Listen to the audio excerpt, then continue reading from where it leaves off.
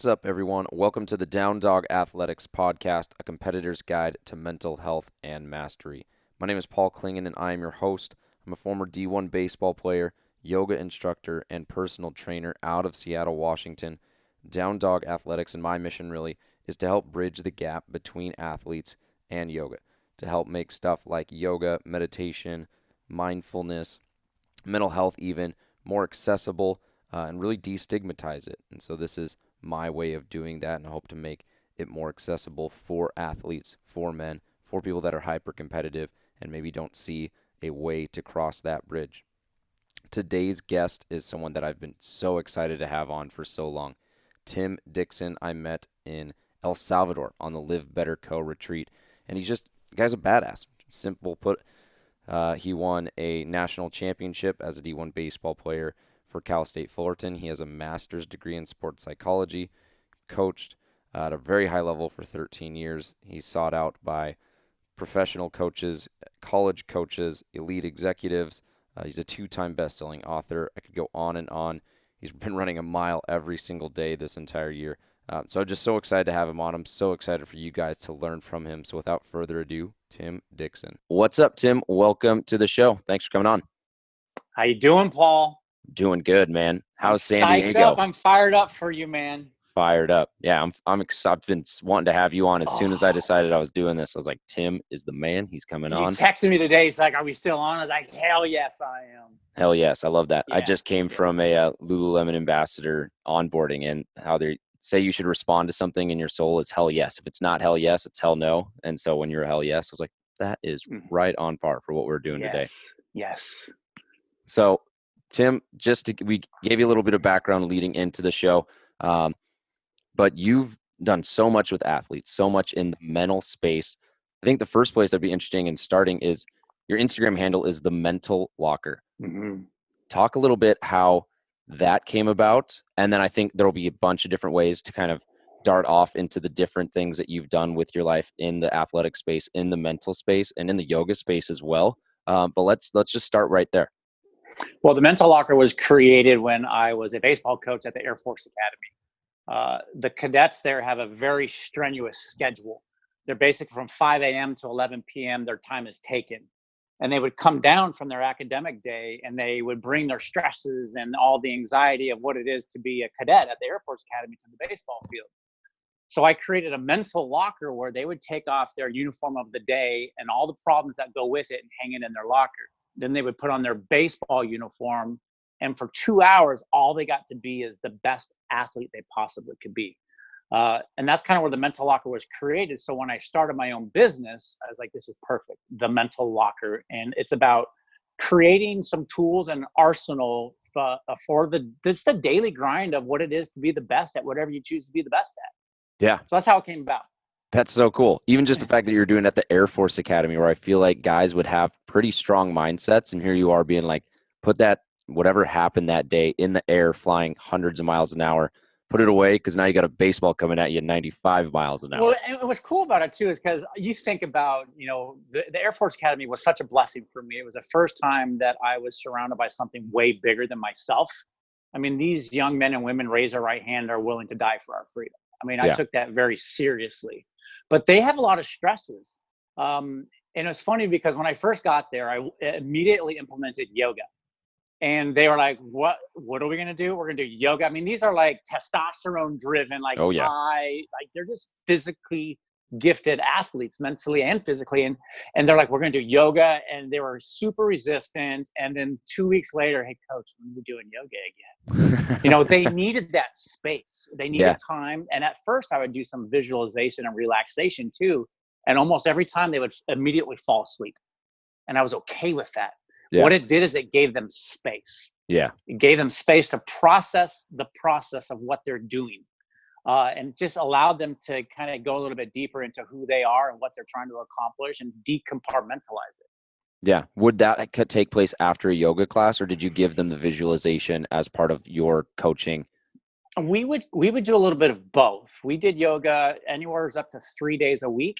That first year I coached there, and then we would try to do some kind of visualization or relaxation every day. Some Awesome. days it would be like bring the group up, and for 30 seconds, we're getting grounded. We're focusing with our breath, and we're focusing on our intention of now, not what's happened, not what's going to happen, but who are we now, and how are we going to show up now? And then we break and go into stretch. Boom. I love that. Yep. It's why are we here? Why Yeah, are yeah. we Why here? are we here? And it doesn't have to be a 15-minute. It Hmm. could be, let's just connect with our breath. Let's get present. Let's set the intention for what's next. Yeah. So powerful. Yeah. Getting athletes to do yoga, especially in that space, was there someone that you learned from that was kind of to you a pioneer? Because when were you doing this? When you were at the Air Force Academy, yoga's gotten more popular in sports, but at the time, was it something that a lot of coaches were implementing? No, absolutely not. My introduction to yoga at that time was the P90X yoga from Tony Horton. Yeah, Tony Horton. And it's like a 45-minute just ass kicker. Yeah, And for me, it was stretch. It was a little bit of mindfulness. It was a little bit of strength. It wasn't the all Zen, just kind of yeah, connecting, but it was a good introduction. And I have dabbled with yoga probably on and off for 2 decades. So I knew the importance of it, but for some reason, it just wasn't a consistent part of my life. yeah, totally. Now, speaking of consistent part of your life, if anyone's been following Tim, every single day you're doing a headstand and you're running a mile. Talk a little bit about where that started and what that's taught you and what you've learned. It's been incredible to see not only the growth that you've seen physically and how much, stronger your handstand, your headstand's gotten, but then you also talk about in your post, like, I did not want to do this today. Hell no. And you helped me a lot. So thank you, Paul. It was a commitment through the Live Better, guys. Jason and Brett, they kind of, hey, we're going to do at January, we're going to do a mile a day every day. And I don't have a great relationship with running. So I was like, you know what, I'm going to do it. And as soon as I committed to it, I was like, what the hell am I doing? Yeah. I'm committing to doing this every single day for the whole entire year. I set a goal to run 700 miles. By the end of June, I have to be at 350 miles, and I'm at 355 miles right now. Wow. So I'm on track. There's days and what's really cool about it, Paul, is doing the handstands, doing the headstands, and this mile a day has exposed a lot of the small details that I was missing. Yeah. I consider myself to be kind of a go-getter, so to speak. I love a challenge. I've been pursuing health and wellness and fitness for 2.5 decades. Yeah. But these little details, posture, breathing techniques, just the intimacy and the relationship of what it is to run. And it's not just running to run, but it's why am I running? What's the bigger picture? So I get out of necessarily how I feel now for something way bigger than any one temporary moment. It's been a really cool journey, and I'm only around halfway done. It'll be really cool to see 6 months from now, like where it takes me. And I have no idea. I just know that it's a non-negotiable for me now. I don't Yeah. care when or how it's going to happen, no matter what. Yeah. What have you learned specifically with the headstand and the handstand, and just one, the patience that it takes, two, the relationship that you're developing with your body? We'll get into a little bit of the type of athlete that you were and the body awareness that it takes to be a baseball player and a pitcher. But how is this different? What have you learned with this? It's freaking hard. I still struggle with the handstands. My goal is to do a handstand push-up before the year is over. And we talked about this before, the stacking, which I'm finding my pelvic tilt is not good, and it's never been good. And now I'm doing all these tiny corrections to allow me to stack so I could actually sustain a handstand. The headstands have become somewhat easy for me.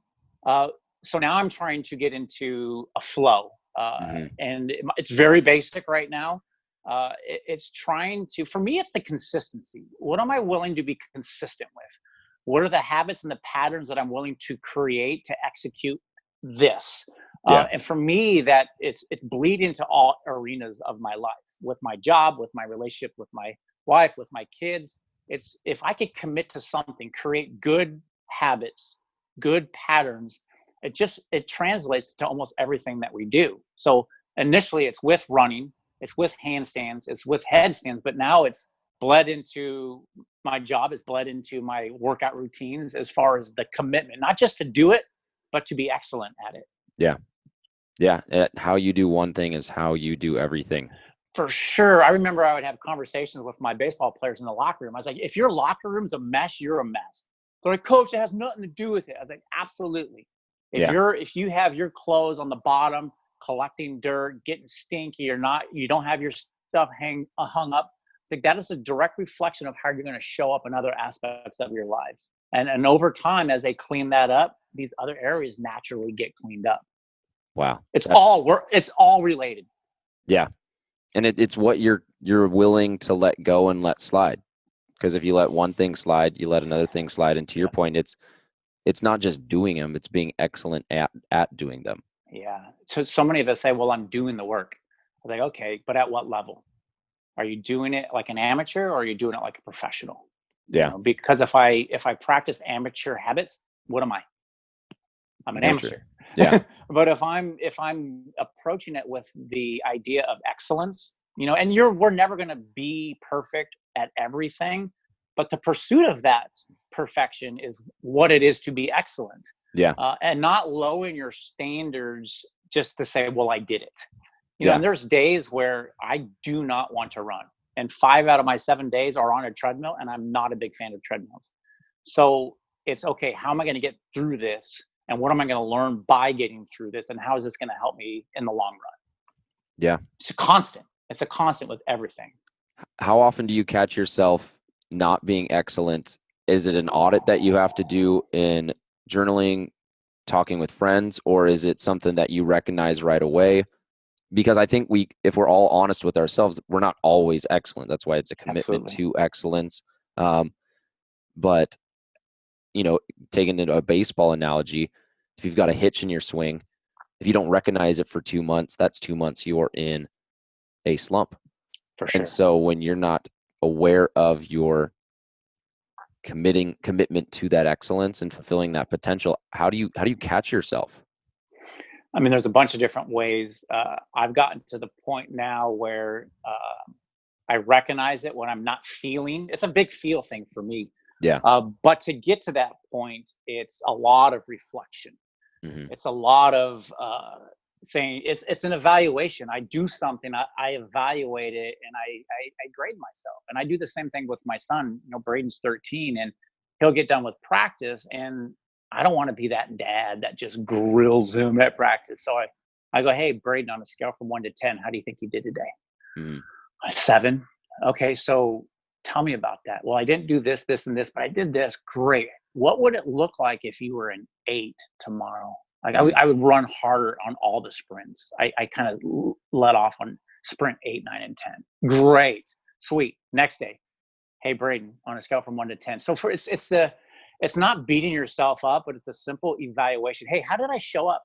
Mm-hmm. On a scale, I showed up like a 7 today. Okay, that's pretty good. 7's not where I want to be. How do I get to an 8? I got to do this, this, and this. And then we have opportunity after opportunity every day to be excellent.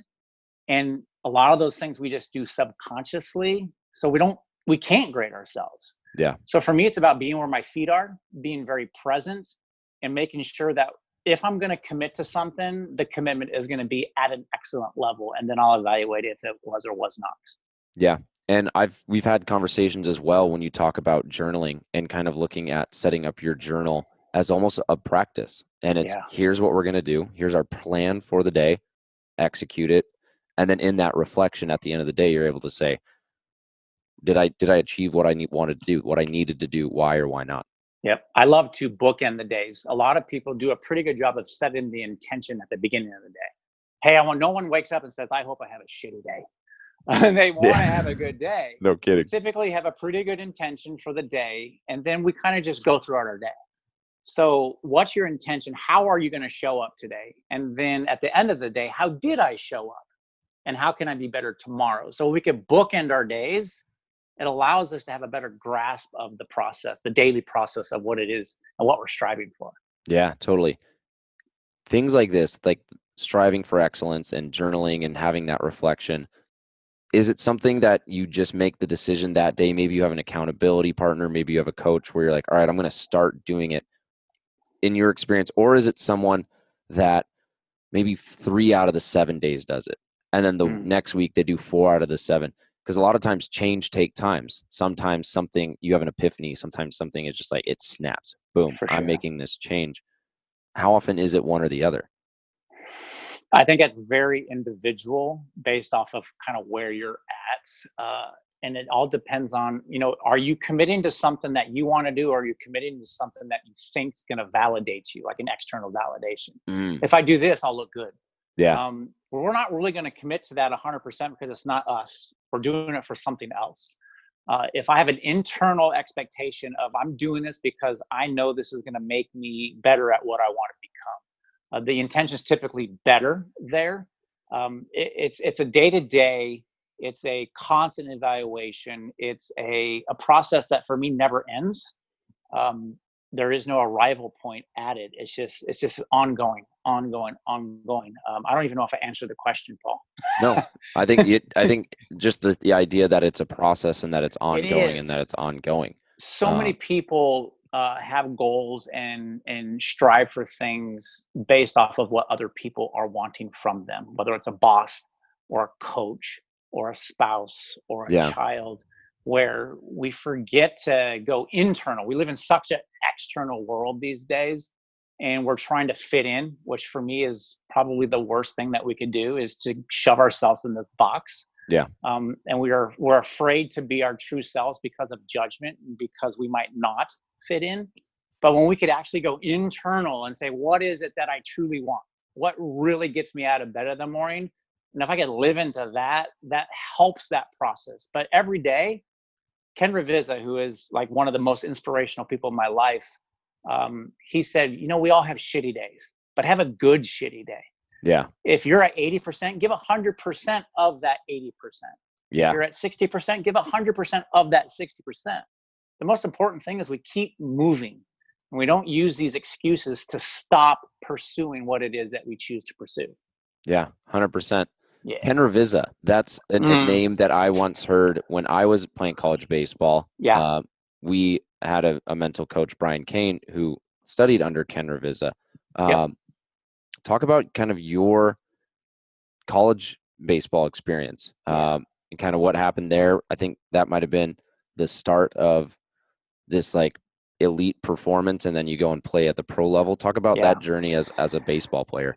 Ken Reviza literally changed the outcome of my life.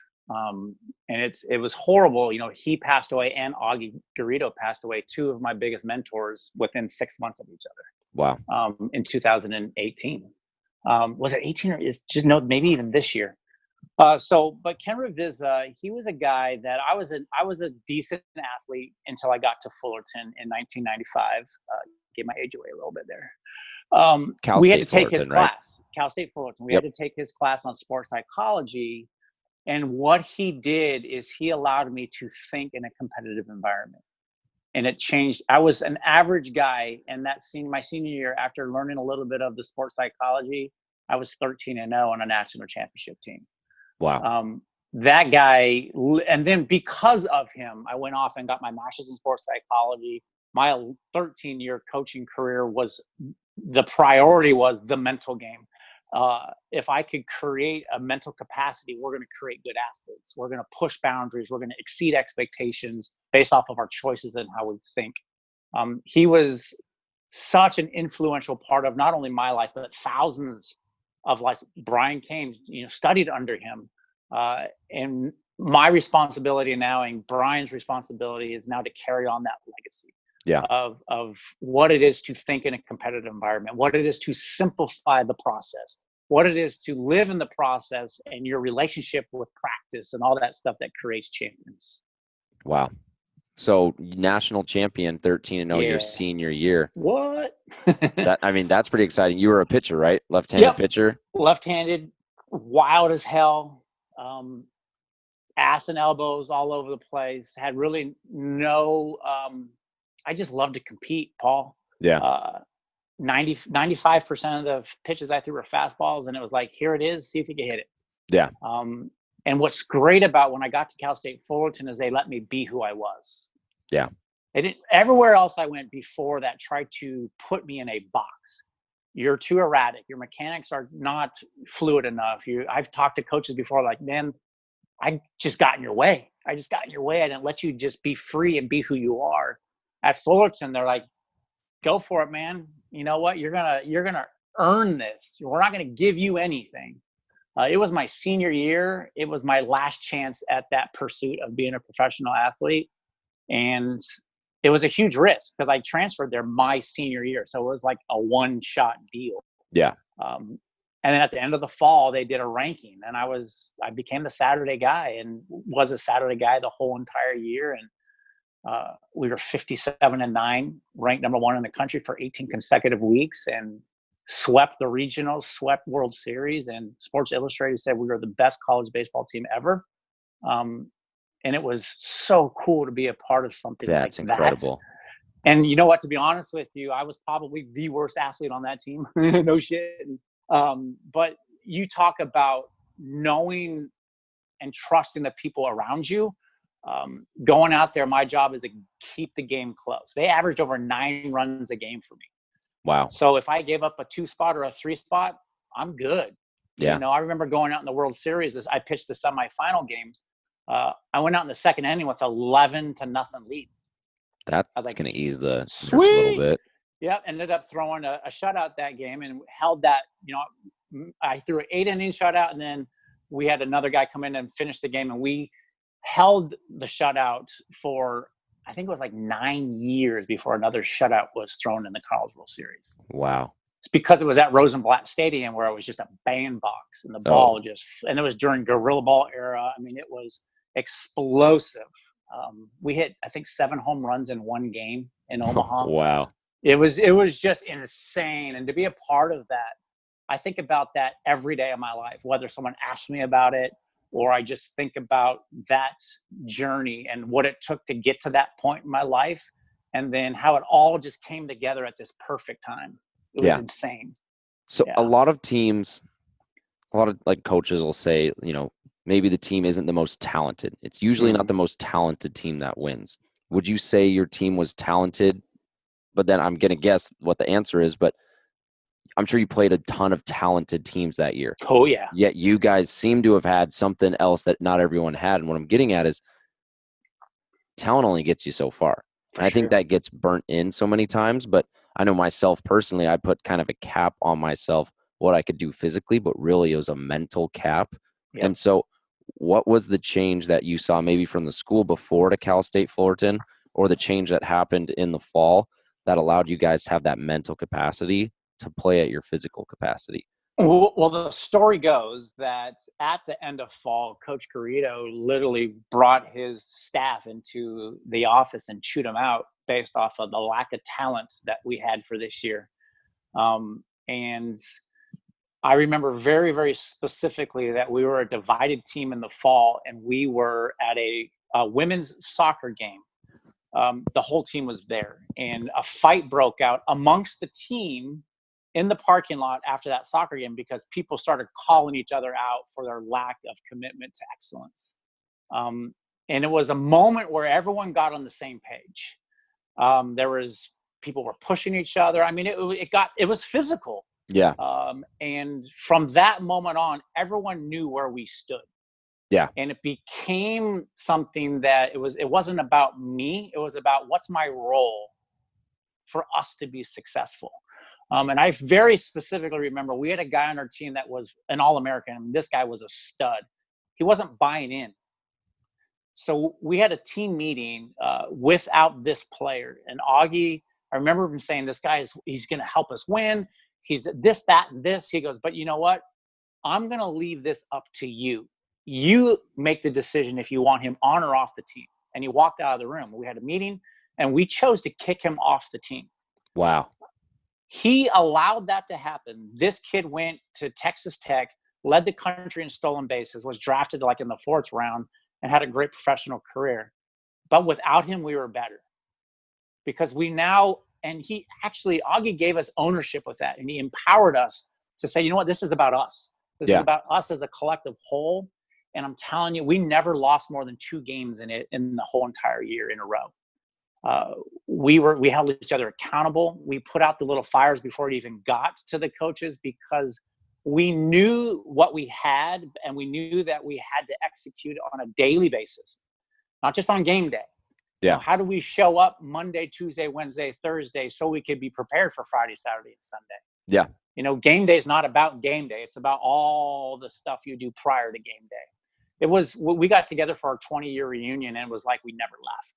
Wow. It's just that it's hard to explain. And I'm sure you have moments like that where you're around a group of men with the same mission and the same process and the same mindset of what we're going to accomplish, with the help of Ken Ravizza and Augie Garrido and George Horton and Rick Vanderhook. I mean, the best of the best. I mean, This is like the Hall of Fame coaching staff.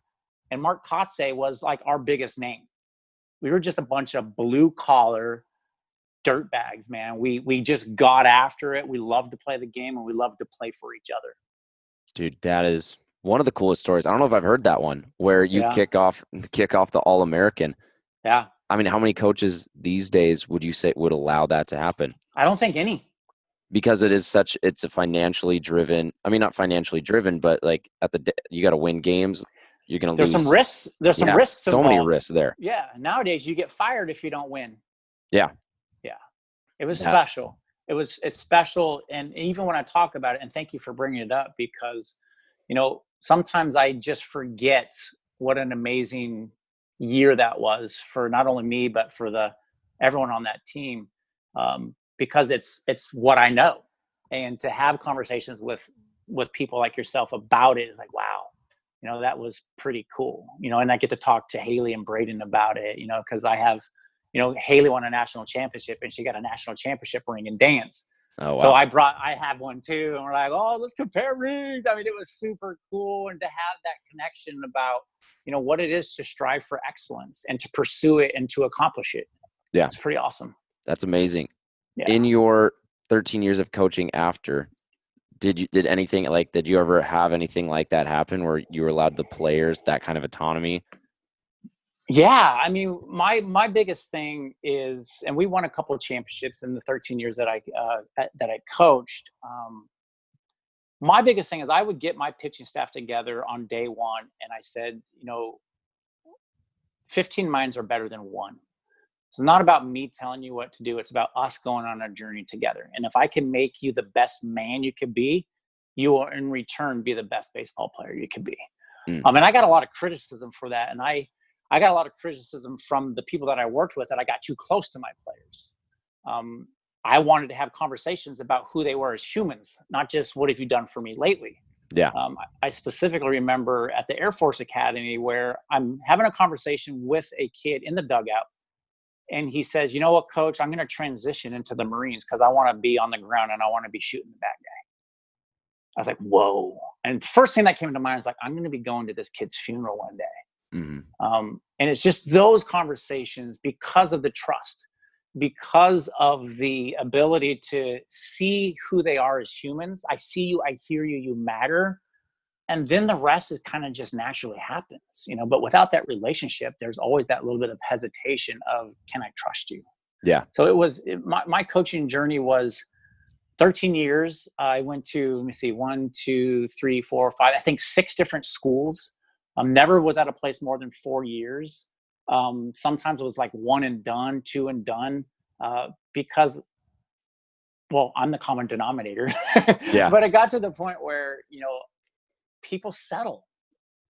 I don't know how many times I heard, hey, if we're 500, we keep our jobs. It's like, gosh, is that really why we're here? Yeah. Is this what we're here to do? So that was my struggle as a college baseball coach. But I loved every minute of it. I missed the locker room. I'm sure you do too. The camaraderie, the chemistry, just the brotherhood of what it is to be on a team. 100%. Probably every couple of weeks, at least once a month, I'll have a dream that I'm playing and I'm starting, but I can't find my glove, or I can't find like my shin guard. And I kind of look at that as like, that's, and like, if you ever watch a movie where someone has like, I don't call it a nightmare, but yeah, it's like, until I fulfill my purpose, or until something happens, then it'll like go to rest. Like the pirate ghost has to go to rest because you got to like fulfill the mission. Like that's what this whole down dog athletics thing is. Because I'm like, I love it. And I until had that, like my biggest regret when I left coaching was I really wanted to be a head coach. I really wanted to have my own program and see what I could do with it. And I never got that opportunity. But now at the company I work for now, I now have a team. So I'm a head coach, but I'm now a head coach at a corporation, which is super cool. And it allows me to kind of do these things it was different arena. But that was the one thing is like, gosh, I've had those dreams too. It's crazy. Like I just had a dream the other night that I got a head coaching job, and I was like, oh, it's on, and just it's almost like these unsettled memories or unsettled emotions. We just haven't put them to rest yet, and so the mind and the soul, however you want to dictate it, is reminding you that, hey, this has not been resolved. Continue on your journey. Continue the work. The work is not done. So it's crazy because you said that, and actually a kid that I worked with this morning, I talked to him every Wednesday for the last 2 years. He is also an ex-professional athlete, and he has those dreams too. Wow. So it's super interesting about that. Like, what is it? Is it the reminder of the fight is still going? It's just a different arena. Yeah. Is there closure there? So that's interesting that you bring that up. Well, I think it is a different arena, but it's a similar skill set, and you're 100%. Using a similar skill set to head coach. With this podcast, with when I'm training people, it's like I'm trying to grow that. I'm trying to be the best version that I can be. You look at a book like The One Thing, or the concept of just like producing and having like that one thing that you got to do as a pitcher. It's like, I got to get my innings in, or I got to get my pitches in, my pitch count, all that stuff in between starts. Hitters, I got to get my swings in, got to catch my balls as a catcher. And so now what is it that you would say is a little bit like you're working in a corporate setting as a coach? Is there anything that is a little bit different, or is it pretty much the same feeling? And I'm getting that essentially you're chasing a feeling. So many people are like, oh, I got to get a job that is in my same industry. But if you have skill sets, or you're chasing a different feeling, you can get that feeling or that skill set in a different area. Yeah. You feel like you've gone from coaching athletes to coaching now coaches, I'm guessing. It's crazy similar? Because I never had any intention of working in corporate. Just never crossed my mind. I ran my own business, the Mental Locker, doing sports psychology with athletes and business owners and, everything in between. And Kendra, my wife, actually saw this job description on LinkedIn, and it was called, it was a job for a performance coach. I was like, that sounds pretty cool, because I self-proclaimed myself as an elite performance coach with my business. Yeah. So I read the job description, and there was a lot of athletic terminology, and I was like, dude, this is awesome. So I was like, what the hell? I'll just apply for it. It sounds pretty cool. If anything, I'll just get some reps and maybe network with some people. And I got the job. Wow. My first corporate job that I've ever applied for. And what's crazy is literally I say 3 months into it, I was talking to my boss, and I said, I spent 27 consecutive years in a dugout as a player and coach. And all those experiences and all those lessons that I learned has led me to this position that I'm in right now. Wow. I wear a different uniform. It's in a different arena, but all of those lessons have prepared me for what I'm doing now. And I love my job more every single day. It's a trip. I would have never scripted it this way. That's incredible. And that just goes to show you that there is a plan. You know, everything happens for a reason. And at the moment, it's hard to explain. And sometimes it makes no sense. But when you look back, you connect the dots. You're like, whoa, that's crazy how it led me to where I'm at right now. Yeah. I believe everything happens for a reason, but I also feel like you have to do a little work on your own to figure out what that reason is. Yeah. You got to do a shit ton of work. It's a lot of work, man. And I can say shit, can't I? Yeah, totally. You can say that. And I think that comes back. A couple of them. Yeah, I think that comes back to knowing who you are. And it was something I wanted to touch on when we were going over it. But the coaches at Cal State Fullerton allowed you to be the player that you were, the authentic player to yourself. And I think a lot of not just athletes, but people don't want to admit what their strengths are. If a guy that steals bags tries to hit home runs, he's not going to be successful. Absolutely. If a 3-point shooter posts up, tries to get rebounds, not going to be successful. But as soon as you get awareness and you're aware of what makes you, you double down on that shit. Hell yeah. Then you just explode. And that's what happened for you at Cal State Fullerton. That's the start of the whole process. I mean, literally my whole life took a complete right turn at Fullerton, and everything like where I'm at right now, I think it all started there. It was the first time that I was in an environment that I had prepared for since I was 13 years old. And all the places I got prior to that weren't the right fit, but there was lessons learned each way. And a lot of those lessons are what I didn't want as opposed to what I wanted. And I think sometimes those are the ones we forget, but those are the most powerful things. Yeah. I want this, I want this, I want that. Okay, what do you not want? You know, and it eliminates a lot of the things because we were just bombarded with so much information today. Sometimes the start of that process is what are the things that I know for a fact that I don't want? And that eliminates a lot of stuff. Yeah. And then you start narrowing it down, and then you're going to slowly discover what it is that you do want. And then you just create that plan to execute it until you get it. Yeah. You've written books as well, right? I have. I co-wrote one book and I wrote one book. Yeah. What were those on sports psychology specifically? Against the Grain was a collaboration with Brian Tracy, which was super cool. Kind of got me into the writing phase of what I always wanted to write a book just because I had a crazy ass life up to this point. And then I started writing my book, The Mental Locker, and I sat on that book for a year and a half. I basically took my online product, I had it transcribed, and then I started deciphering it and creating a book out of it. And then a good friend of mine basically said, "Hey, if it's perfect, it's too late." I was like, "Ooh." That was a permission that I needed to finish it. So it's crazy. This is crazy, Paul. So I wrote the book, I went and had it edited, had it published, and not had it published, but I self-published it, but I had it all, and it was 95 pages. And they're like, well, you should make it a little bit like, 1995, we won a national championship. Wow. This is 95 pages. It's staying this way. Yeah. And I wanted to create a handbook. And the book actually fits in your back pocket.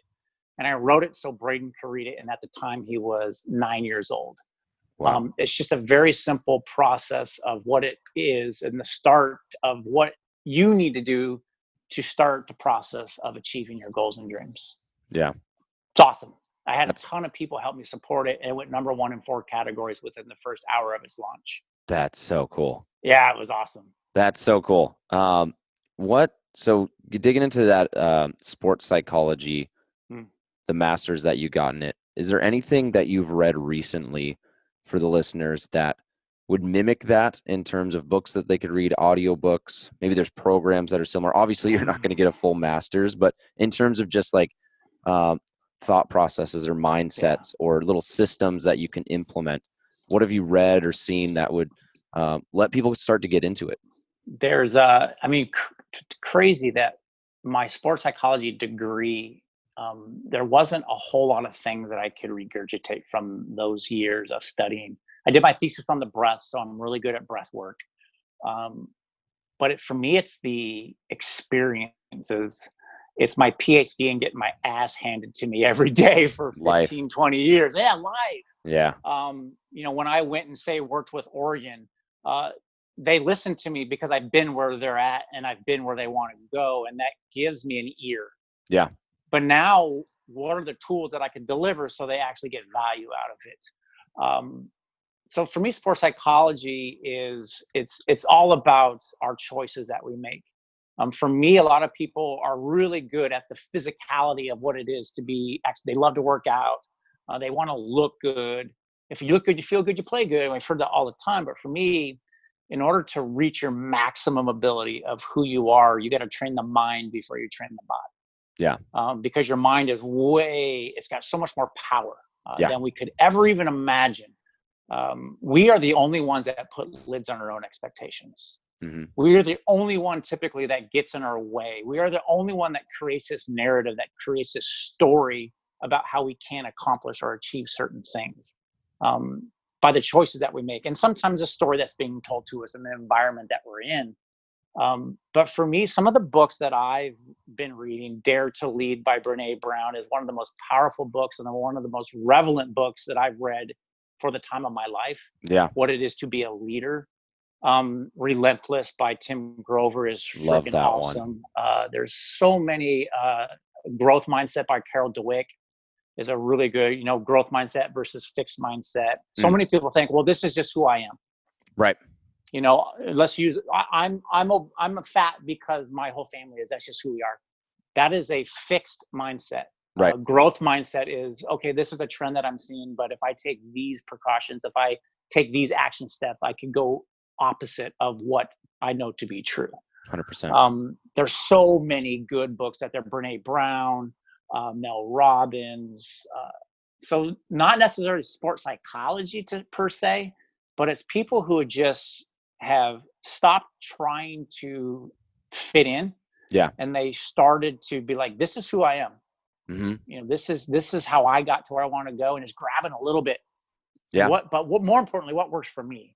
Yeah. Because if I'm trying to do everything that everyone else has done and they don't resonate with me, I'm never going to get there. Yeah. How can I create my own roadmap based off of the choices and the dreams and the goals that I want to accomplish? Mm-hmm. Well, if you follow Brene Brown to a T, you'll cap out at second best. So I love her, man. Courage and vulnerability, and just so good. Like the critic, the Teddy Roosevelt quote. I have it sitting up in my office, and I read it every day. It's like the only voices that matter are the ones that are in the arena with you, the ones that are getting dirty, the ones who are marred and scarred and beat up and bloody, the ones that are willing to fight with you. Those are the people that I want by my shoulder, not the people who point fingers of how we could have done better type stuff. Yeah. Damn, that's good. Why we're talking, brother. That's why we're talking. You're in the mud with us. In the mud, getting dirty. A couple other questions I want to just dig into. So you've mentioned your kids a couple times. Yeah. Son's They're the best. Badass golfer. Daughter just won a national championship. What were some of the things for a national championship? 4 nationals. Yeah, she's gonna have more rings than Tom Brady pretty soon. True that.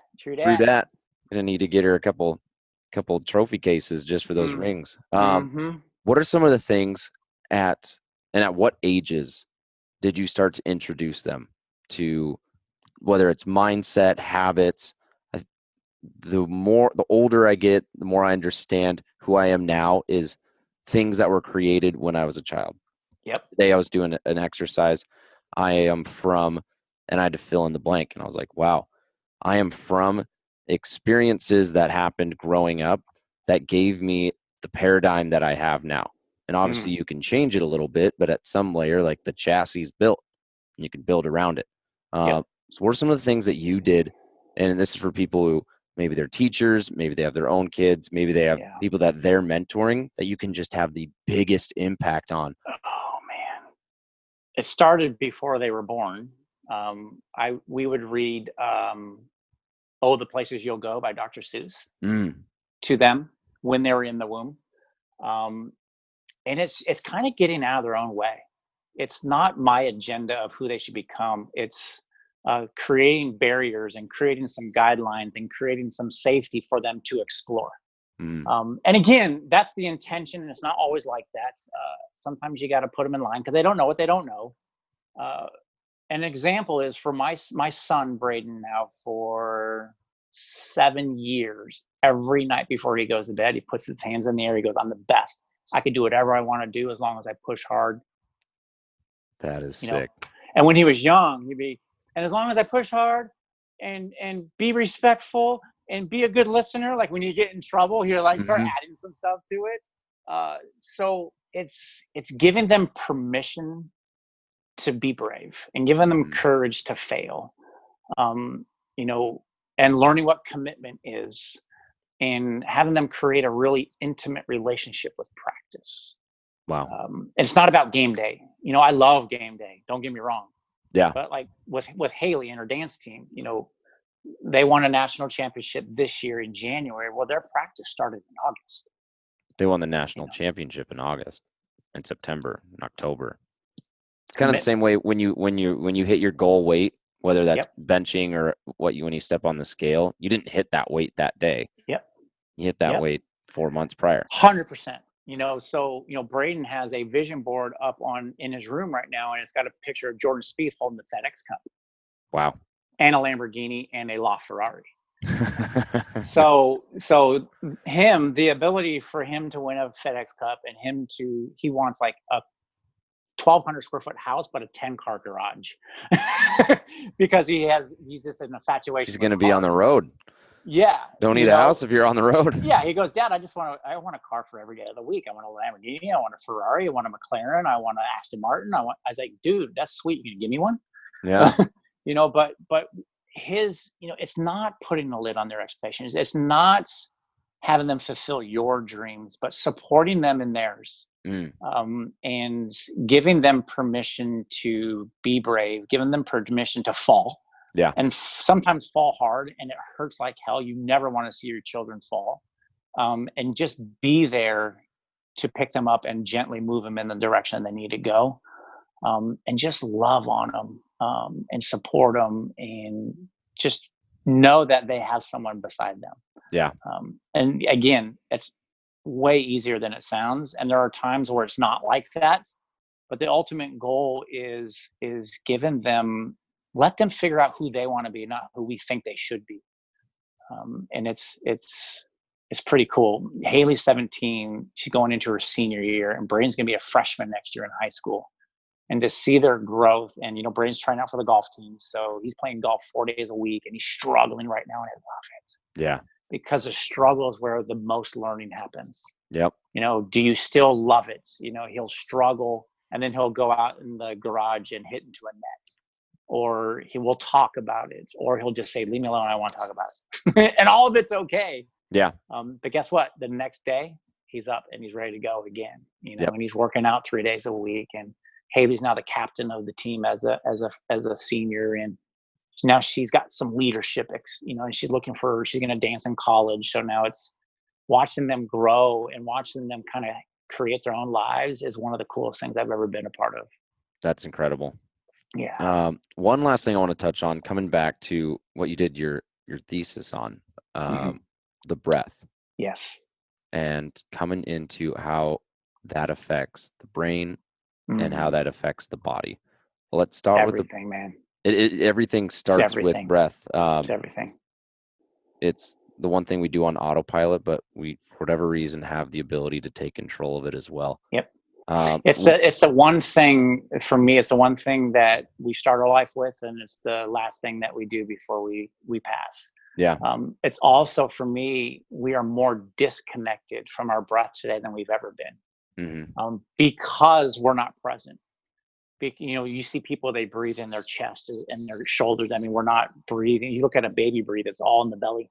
Yeah. And it's in the deep belly. It's diaphragmic. And it's the breath is the number one tool for presence. I could take a deep breath. We could sit there and just like, and I immediately am grounded. Immediately. It's such a powerful tool. It's an indicator of stress. It's an indicator of excitement. It's an indicator of love. It's an indicator of fear. It's an indicator of all these chemicals that our brain doesn't know the difference of. It just knows that it's in something. Yeah. But the breath gets us back into control. The breath allows us to think better. The breath allows us, if we use it the right way. Right. It could also paralyze us. It could also have us run away from the most important thing in our lives because we're afraid of judgment. With lack of breath, we get that heart rate increase and all this stuff. But for me, it's about the breath gets you present, but it's also redefining what these words are. Pressure, pressure, stress, anxiety, fear, judgment. It's redefining what those words are and how can we use them to serve us, not paralyze us. But for me, like the breath, I could talk all day long about the breath and just being in silence with just you and your breath. I do that every morning at 4 a.m. Before I start my day. I love that. And it's just a reminder, a lot of people are really afraid to sit with their own thoughts. But that's where a lot of your solutions come up. That's where a lot of your recognition, but for me, it all starts with the breath. That's incredible. Yeah. That is probably the perfect place to wrap this up with, Tim. Wrap it up already. Dang. Wrap it up already. I mean, if whoever's listening, if you did not take away like 4 pages of notes, it must have been 3.5, because there was some really good stuff in there, dude. Like every time we talk, I'm just like, damn, what dodgeball team can I sign up for? And I'll hire you as the coach. And we'll just do Zoom pump up chats. Yes. And we'll just throw heaters and hit everyone in the chest. No headshots, but it'll be the best dodgeball team in the city, in the state. Dude. I'll run wherever you're running, Paul. Two more things before we head off. I like to think of life as kind of a video game, and you choose the character that you're going to be. And initially you start out with kind of like bare bones equipment, bare bones setup, and you grow and you evolve and you level up. But at some point you do have to put your skill points and your focus into one tree, one type of person. So you went the route of a coach, baseball player. If you got another playthrough, another trip around the sun, you might still be a coach, but in a different sport. But if you do it again, where might you divert everything else into like a completely different career path? That's a great question, Paul. I'd be a rock star singer. For me, I love being on stage. I love that. I love the stakes that are, yeah. They're gonna love you or they're gonna hate you. Mm-hmm. It's kind of like what, as a pitcher, when you're on that bump in front of 25,000 people, you better do well or they're gonna boo you. Yeah. It would be that, like some kind of entertainment. Performer of some sort. Which is, it's similar to what you had. So I always think it's an interesting question just to get into the things that you can see that come across into like the things that they value about what they did and the parallels that they draw. Yeah. For me, it's finding, like, giving people permission to see a better version of themselves. Yeah. And I've gotten to the point now where it's not about me giving permission, but it's about me co-creating a conversation so they can give themselves permission. That's how I evolved. Just in this last year with my new role, is being a great listener, asking great questions, and co-creating a vision where they have ownership in it. Yeah. Instead of, a lot of people just like, just tell me what to do and I'll do it. And I'll execute the hell out of anything. You write up a workout of the day, or you work out of some kind of routine, you're like, go do it, I'll crush it. Yeah. But there's not a lot of ownership in it. So to really, really see, like, I see you, I hear you, you matter. And get shoulder to shoulder with them and guide them and support them through their journey. Yeah. Reminds me of the book Story Brand with Donald Miller. It's another good one. Business related, but you guiding someone through the journey. Tim, how can people connect with you? Where can people find you on social media, website, if you want to see me on my head? Pretty much I'm most active on Instagram, and it's at the Mental Locker. Cool. That's pretty much where I live right now, which again, it's very stale and consistent with running and headstands. And you'll see some pictures of Braden swinging and Haley being awesome. And that's pretty much, my website, thementallocker.com, is still up and running. There's some cool stuff on there. And then obviously my email's on there. If any of your people want to shoot me an email, I would love to connect with them. I love serving. I love stories. I love to synergize with people. Yeah. You and I, like, we met in El Salvador randomly, but I don't think it was that random. No. And just the connection, every time I hear you or I see you on Instagram or like this conversation, it lights me up too. So I really appreciate everything you do, and I love who you are and who you're becoming and who you're going to continue to be. You too, brother. I like to believe that, you get two little energy beams, and they're just like, I want to get back to what I used to be with. And Yeah. at some point, those things overrode. We both clicked book to El Salvador with the better Yes. guys, and Yes. that's Jason why we and get Brett so and excited. Rylan. Something at the level, something at the soul level. Absolutely. Something at the soul level. Yeah. So, Tim, thank you again so much. I appreciate you, Paul. I love you, man. Love talking to you you. too. Have a good one. Peace. Peace. Boom. That is the sound of a knowledge bomb going off in your brain right now. That was Tim Dixon, and I know you got something out of that podcast because I got 500 things just listening to him talk for an hour. I will drop the show notes on my website, downdogathletics.com. There you can check them out as well as learn a little bit more and follow along with Tim. If you got anything out of this podcast, which I know you did, share it with a friend. Really appreciate it. If you have any questions, reach out to me at paul@downdogathletics.com, or you can DM me, Paul_Klingen. Otherwise, I'll catch you next time on the Down Dog Athletics podcast. Later.